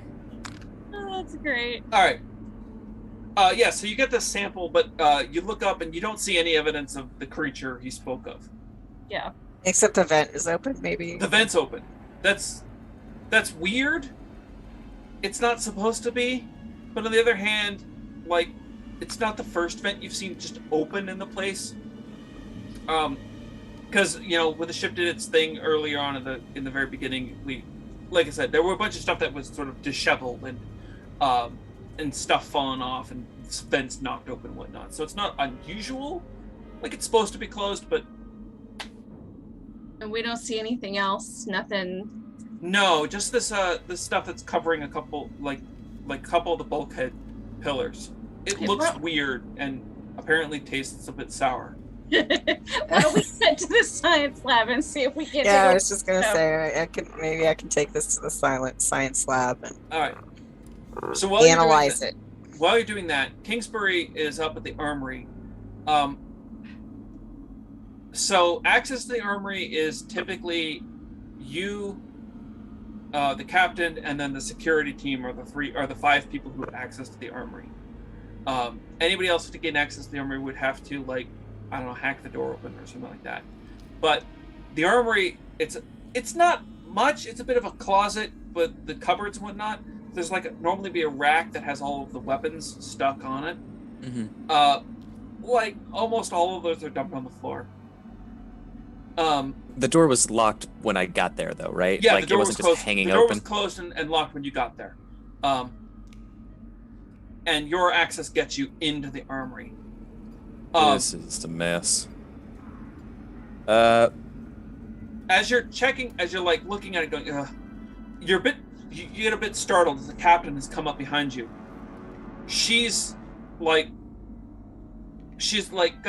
a kind of a weird look in her eye, and she's just like, "Is it true that the guy we picked up is dead? Was he murdered? We have a murder on board." Unless his stomach exploded. Yeah, he was murdered. Apologies for the casual language, Captain. All right, I'm not going to have this kind of thing happen on my ship. I want you to get everybody rounded up and confined to cabins. I'm just in their own cabins. You want them to separate. We can't have people wandering around the ship, not if one of them's a murderer. I understand. But my thought process is, wound could very likely be a shotgun.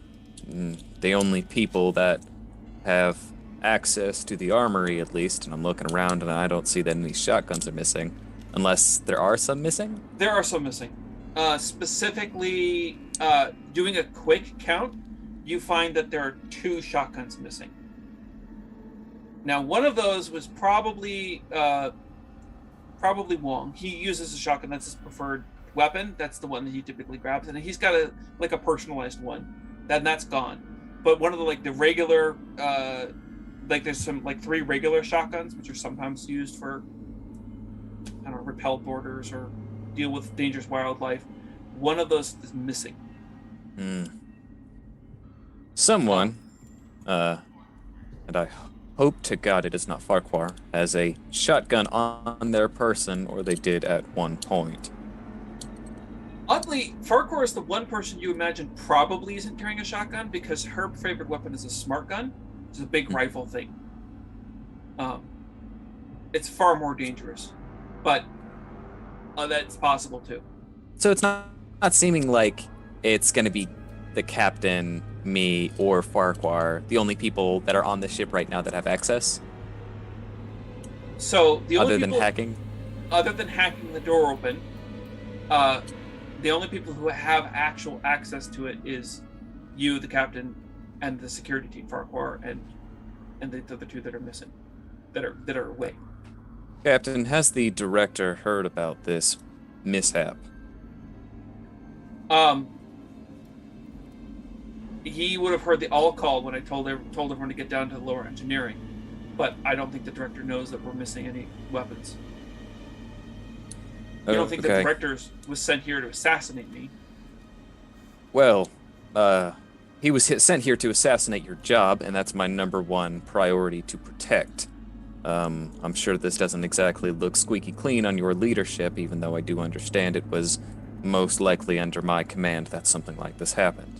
So as you're talking to her, she goes over and she grabs an EVA pistol, which is which is like a little, it's a little plasma pistol thing.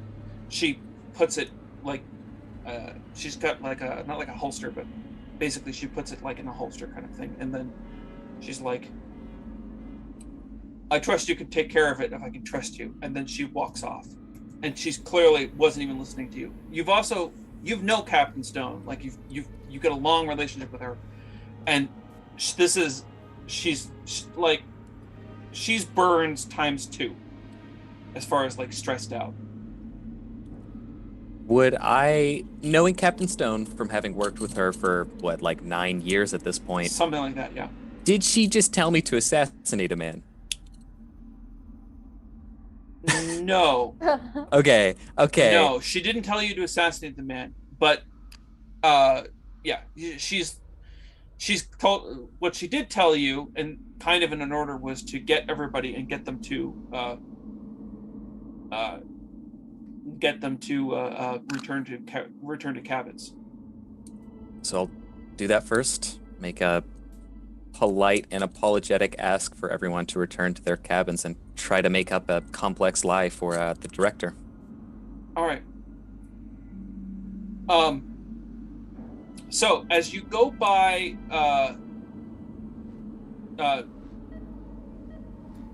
you know where Dr. Deacon is supposed to be. Dr. Deacon's supposed to be medical, checking out more, and then Farquhar probably would have came there to help move the body briefly, but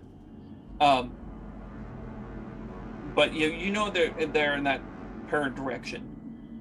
As you go by the medical lab, there's blood on the ground, and Deacon is missing.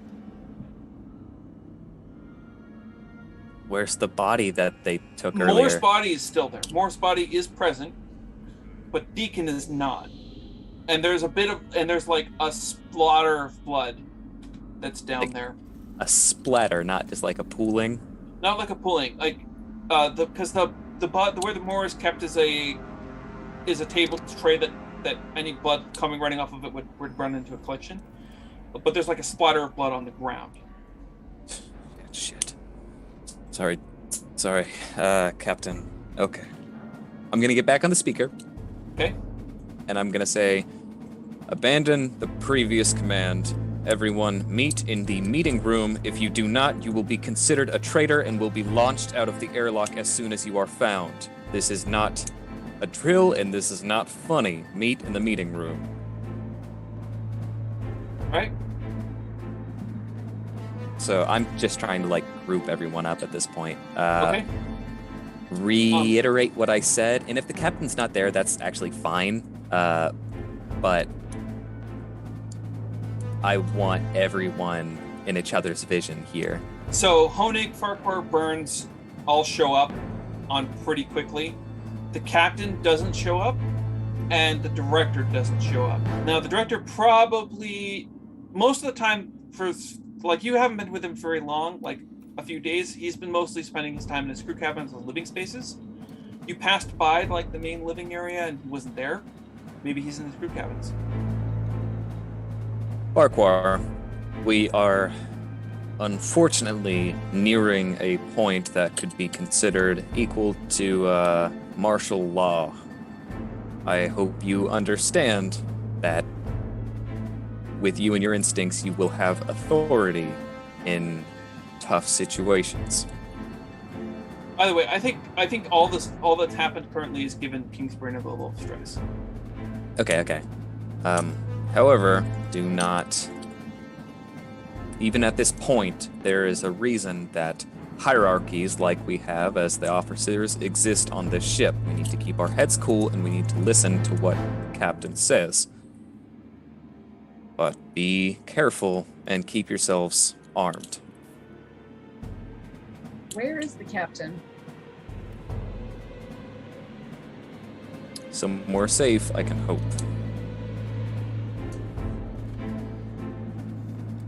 Have I had time to learn anything from analyzing this stuff? You tossed it in the spectrum and analyzer. It's a fluoridated compound. It's a disorder. It's like a glass, but it's got a lot of fluorines and turines in it. Generally, so if none of that makes any sense to you, nothing useful. But it's not a common thing. You determine it's not terrestrial. It's not like ship epoxy or like melted plastic or something like that. Like you'd be able to identify that. This is definitely something else. So I've determined that glassy stuff is that stuff The term Farquhar and I alien found in is origin, not a known compound. Yeah. It seems to be alien in origin. Yeah, you would say alien in origin, being not from the ship. Is it organic? Could be. It's got organic material. It's got organic similar in it, but nothing you're used to seeing.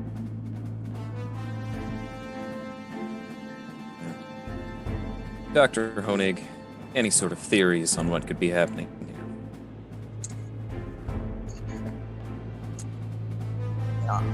All I could guess is that maybe it has something to do with that thing that I saw running away.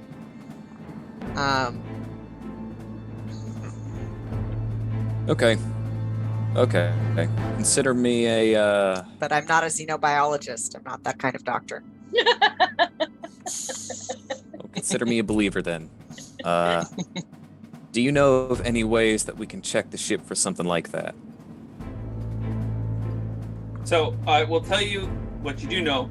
There are security cameras aboard the ship. They're real spotty. There's lots and lots of blind spots, and they don't check like air vents. There is, you could seal a bunch of bulkhead doors, and so something trying to move from place to place might trigger like a door alarm if it opened up. If you trigger that, but if it's in the air vents, that won't really help. You could close off sections of the ship. The walker usually keeps a spare motion tracker in his cabin. You could probably just head down to Walker's cabin and find a motion tracker in there. Farquhar, would you lead a group down to Walker's cabin? Yep. Okay. So who's coming with? It's a group. I mean, who are these guys going to be of any help to me? I can go get it. Yeah, you could just go down there. It's not, honestly, the cabins are not very far from the meeting room, so you could just pop over there real quick. Okay. As you head down the corridor, you get about to the captain's cabin. So the meeting room is located at the top of the ship. There's like windows that look out from it. So you head down the corridor and around the bay towards the captain's cabin, and you find Director Weiser. He's Oh no, he's there's a dead. Oh. there's a part of him that's missing. It's usually right about the middle area, a little bit lower than where people normally keep their hearts, but it's just like he looks like he was maybe shot with something, or maybe stabbed with like I don't know, like a 4-inch pipe, because he's just got this big old hole in his chest, and he's just dead right outside the captain's cabin. Any sign of the captain? You do not see any sign of the captain. Okay, I turn right around and go back and pull Kingsbury aside and let him know what I found. I'm gonna take a deep breath, take a step back, and say, Farquhar, can you hold out your hands in front of you? In the backs as well. Any sort of blood on Farquhar? Yes. On like... Yeah, there is blood on her hands. On her hands? Yeah. Yeah, I touched him. You touched Moore. I did not make any assumptions about Weiser, but you were handling Moore's body. Right. Well, So I was it- moving more down, to the med bay, so. Is it dried?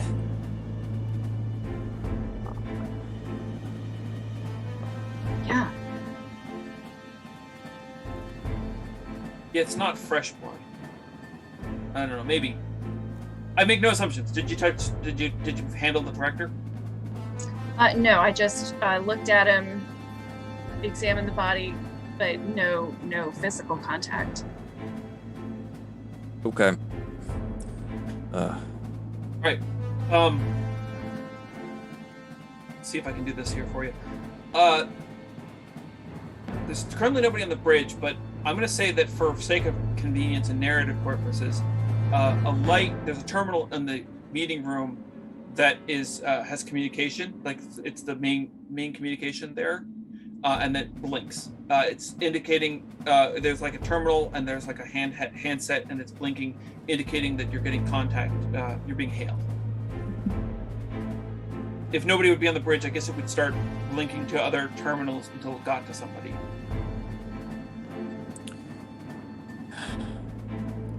Wait, what does that mean? So That means the ship another is getting communicated at. So Kingsbury, you would probably answer it because we don't know where the captain is. Yeah. Okay. I'm gonna take a rifle off my back and hand it over to Burns. If she already doesn't have a weapon, and even if she don't have a does, weapon. Yeah, I have a nail gun. I have nothing. you keep I those might have pretty a hands pencil. perfect. I will answer and say, First Officer Kingsbury. Kingsbury, it's Davis. Oh, thank God! I've been trying. I had to modify the thing to get through because nobody's on the bridge. Nobody's answering. What the hell's going on over there? I will withhold that information until I hear what's going on your end. Oh, thing is, this place is messed up. We got here. There was a dead body. The synths have all gone crazy. Nobody's around. The place is booby trapped. Kerr went missing. Wong went out to look for him. We haven't heard from him recently. It's just me and Rose here. We found one of the crates, but it's been opened, and we found another crate, but it's another section. We haven't gotten to it yet. But we got the communication going, and we're set to return. But we've got to find Kerr there.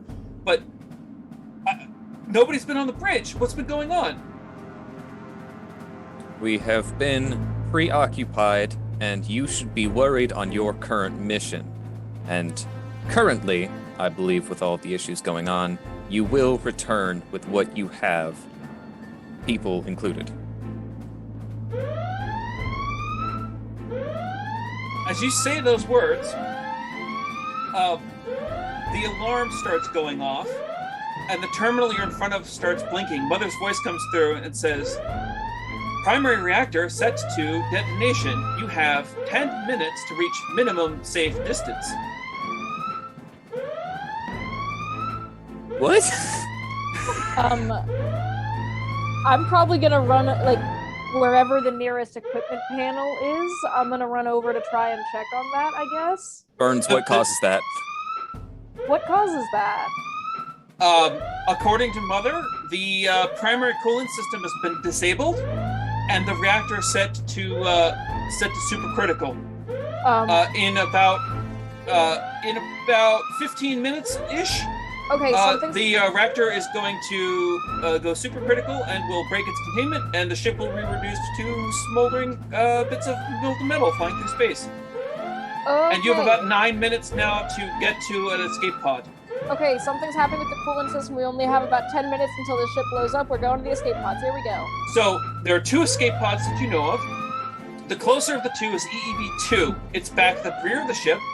It's a large crate with minimal capability of navigation. If you're familiar with the movies, this was the one that was used at the end of, at the beginning of the Alien 3. It can have up to 8 cryopods loaded into it, but somebody needs to go to the cryo chambers and begin the process of moving pods in there to make it happen. The other one, which is at the opposite end of the ship, is EEV-1. It does have 4 cryopods in it and navigation capability. Do you remember when you were there earlier and you noticed the door was open? Yeah. You know what? Forget it. I forgot to mention I haven't said anything. Probably not important. Okay. Burns, this is a very technical issue. Okay, yeah, let's yeah, I think go. that's actually good for everybody to gain a level of stress right now. Walker's just like, Davis is just like, okay, fine. We'll get everything we've got. We'll get everybody together. We'll be coming to meet you soon. Hold that. What ship are they on? Can it even like survive something like that?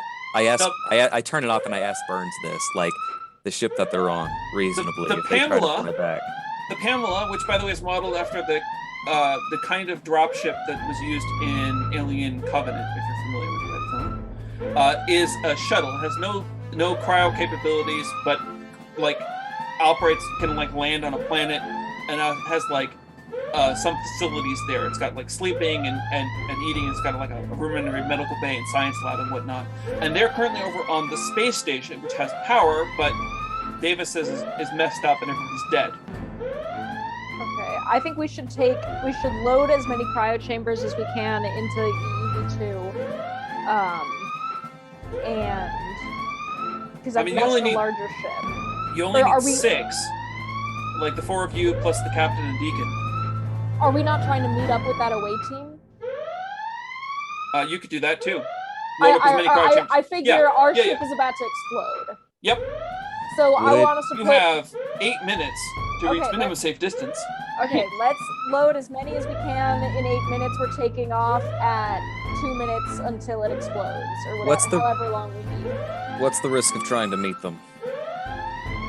The EEV is difficult to pilot, but you could get it back to the station where they are, which is presumably not going to explode. But it's going to be a difficult piloting check to get it out there. How difficult? I think you've got some skills in it. Probably a couple successes. You could work at it. Get some time.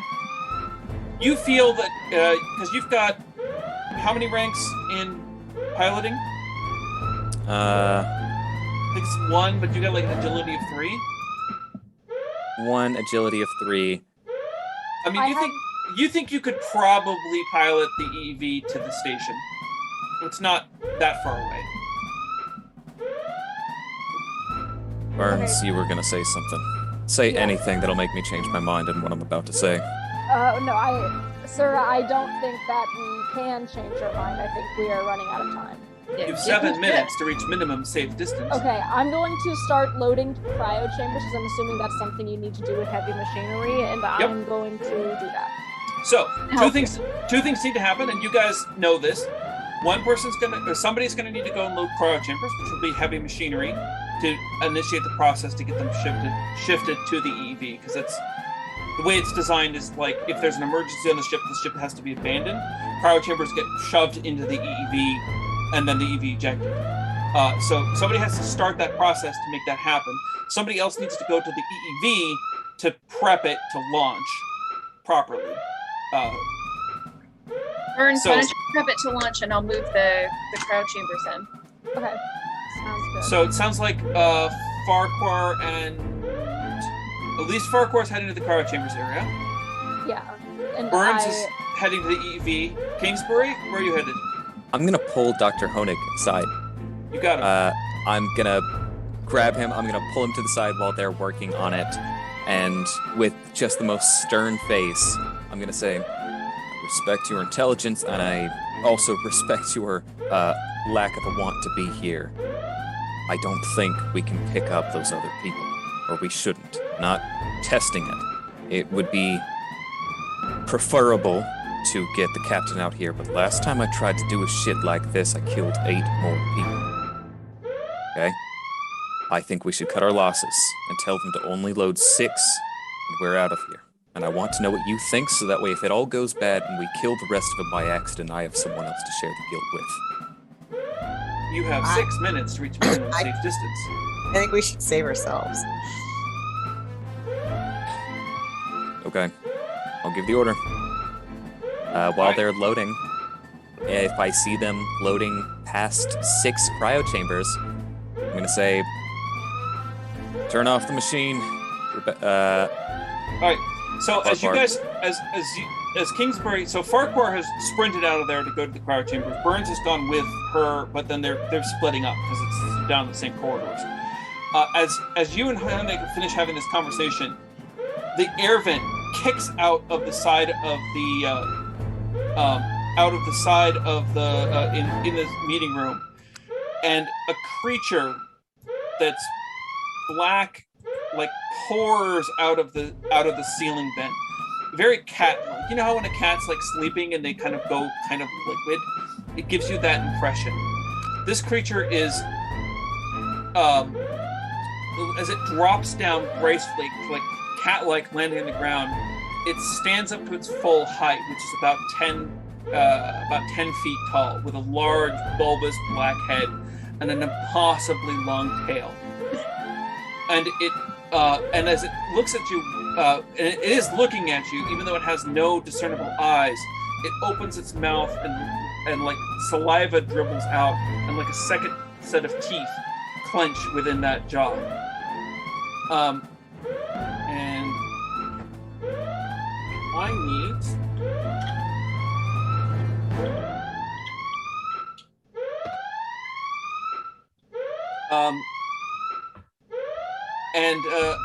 what does I'm just gonna roll this randomly here. What does Honig do?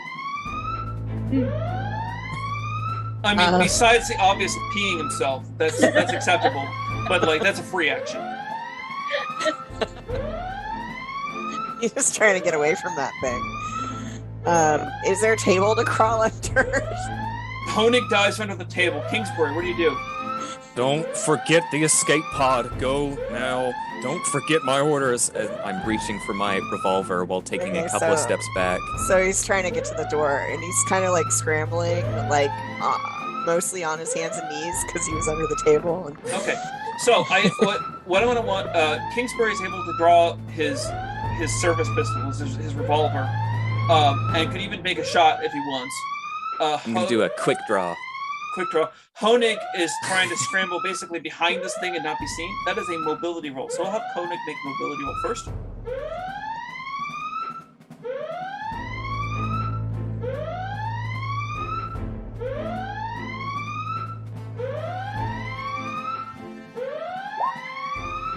Okay, and then above the stat block, in that there's a block of buttons, and the one on the left side in the middle row says panic. Click that one for me. Yes. Wait. So between the character name and like the topmost skill, I think is close combat, there's a block of buttons, and one of them says panic. I got it. All right. Now I believe Honig is a particularly level-headed individual and is able to keep it together even when rolling a 7. So Kingsbury, you see Honig dive under the table and then crawl out the other side and sneak down the corridor behind the thing, heading down towards the cryo chambers. He's on his way. You can be assured of that.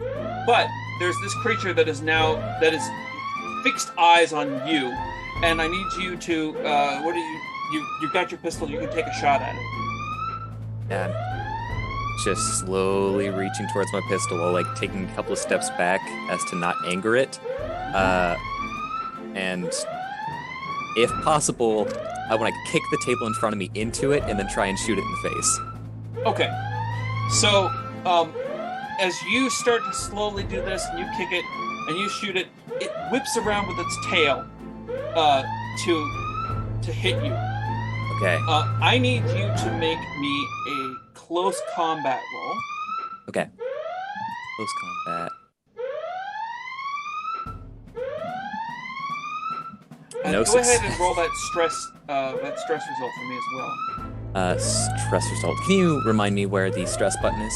So it's it's in the block between your character name and the skills above the 12 o'clock. It's in the left. Are you talking about panic? Panic.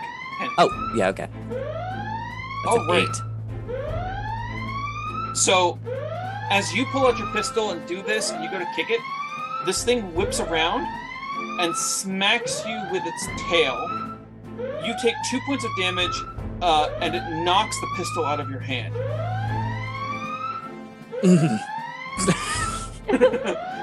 The bravery has been sapped out of this cowboy, and he's gonna sprint if possible.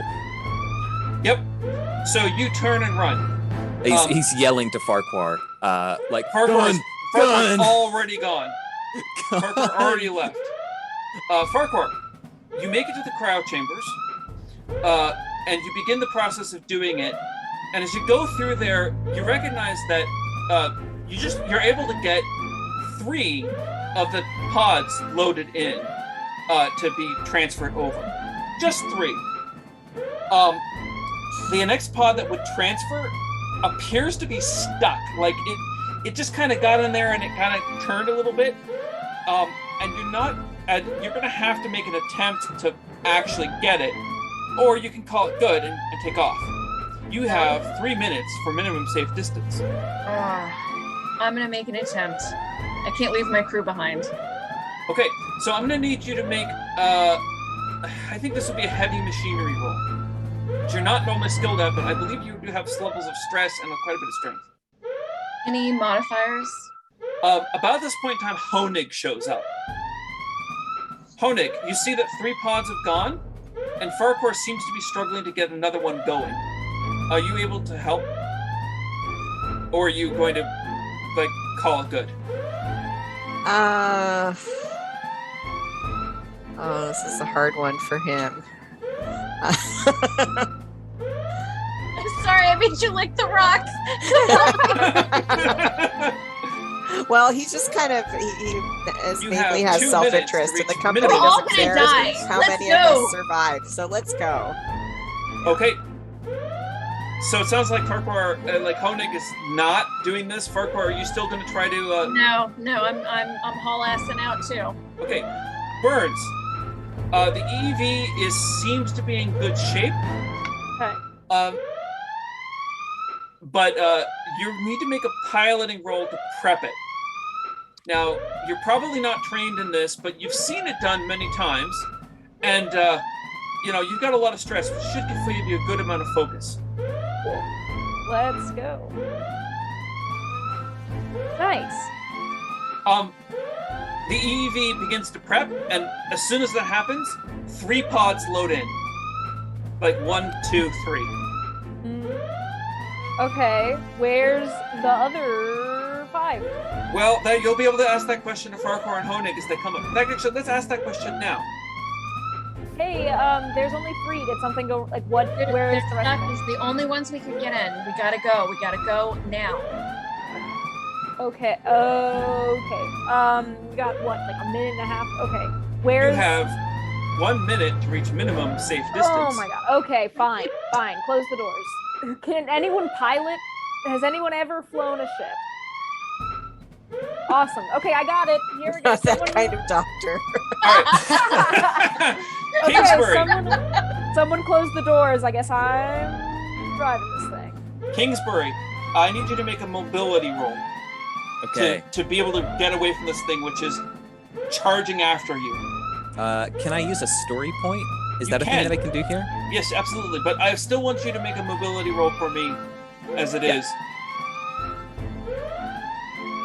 So you got plenty of successes, so story point's not going to be helpful, but I would like you to go ahead and roll panic for me as well. Panic twice or once? Just once. Okay. Any number of failures is fine. So you've got 3 successes, which is actually really good. So good news. You managed to lose the thing. You know the ship pretty well. You come around the corners. You manage to lose the thing. You make a break for EEV2. You get to EEV2 as you can see it launch. Is there like a window that I can? Yeah. I salute. So you guys see it, salute, and then as he's saluting there, Kingsbury hears a sound from behind him as the creature has caught up and found him. But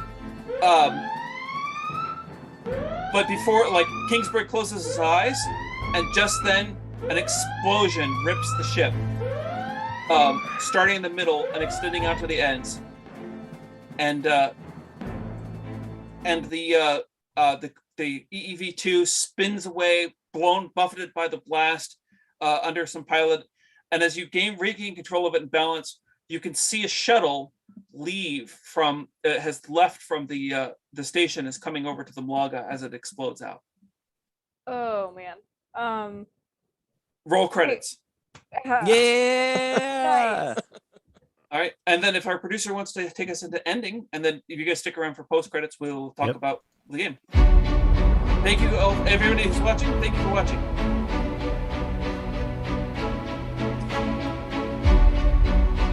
Sorry That was a lot of for leaving fun. you to die, Robbie.